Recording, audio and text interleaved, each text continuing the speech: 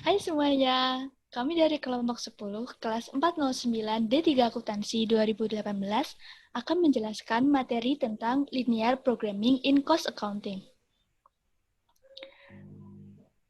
Kelompok kami beranggotakan 3 orang. Saya sendiri, Meli, absen 16, dan 2 rekan saya, Ilham absen 17 dan Salsa absen 33.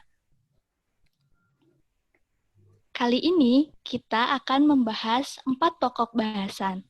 Yang pertama adalah konsep dasar. Yang kedua, objektif.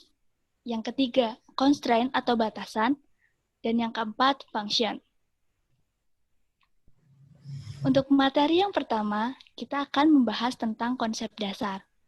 Jadi, linear programming sendiri adalah metode untuk menentukan alokasi yang optimal atas sumber daya langka yang melibatkan one objective dan multiple limiting factors.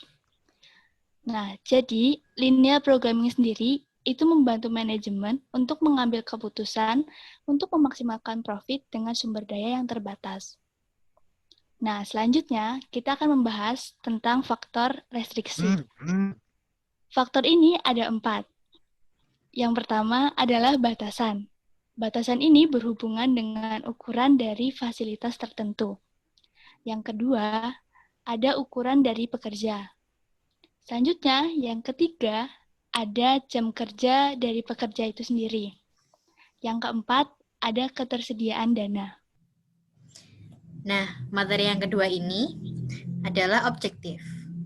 Seperti yang tadi udah dijelaskan oleh teman saya, tujuan perusahaan itu untuk memaksimalkan keuntungan.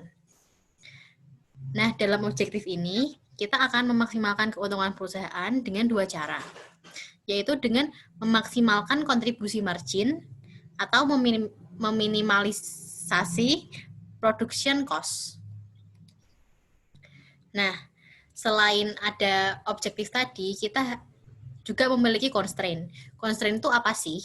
Constraint itu hambatan yang dialami oleh manajemen untuk memaksimalkan pendapatan. Nah, hambatan ini dapat berupa resource constraint atau berupa demand or marketing constraint. Nah, resource constraint itu contohnya apa sih? Contohnya itu kapasitas produksi, ketersediaan jam kerja, ketersediaan tempat, dan ketersediaan bahan baku. Sedangkan contoh dari demand or marketing constraint itu adalah kuantitas yang terjual serta permintaan pasar.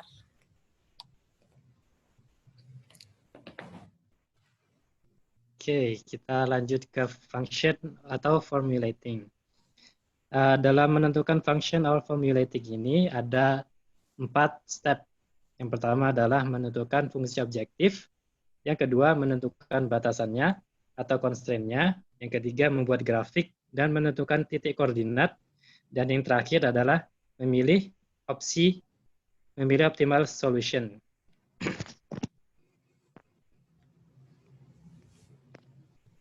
Membuat bentuk persamaan matematika.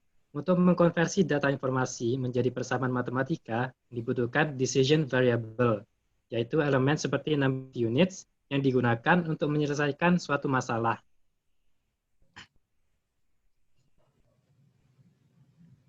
Objective function. Seperti yang dijelaskan tadi, tujuan perusahaan adalah untuk memaksimalkan keuntungan dengan 2 cara, yaitu maximize contribution margin dengan merumus CM1 kali X1 ditambah CM2 kali X2, atau minimize variable cost dengan rumus VC1 kali X1 ditambah VC2 kali X2. Selanjutnya adalah menentukan persamaan matematika dari suatu batasan atau constraint. Biasanya batasan sumber daya dinyatakan secara inequalities, bukan sama dengan. Rumus dari resource constraint ini adalah A1 kali X1 ditambah A2 kali X2 lebih kecil sama dengan resource 1. Di sini saya tuliskan lebih kecil sama dengan resource 1, tapi bisa juga lebih besar sama dengan resource 1.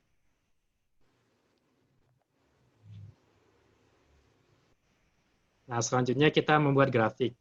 Step-step dalam membuat grafik ini adalah pertama kita membuat grafik constraint dan menentukan visible region atau ruang grafik yang terisi semua garis constraint.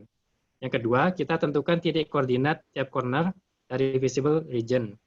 Dan yang terakhir, kita hitung nilai objective function semua titik koordinat, lalu pilih optimal solution, yaitu contribution margin yang paling besar atau variable cost yang paling kecil.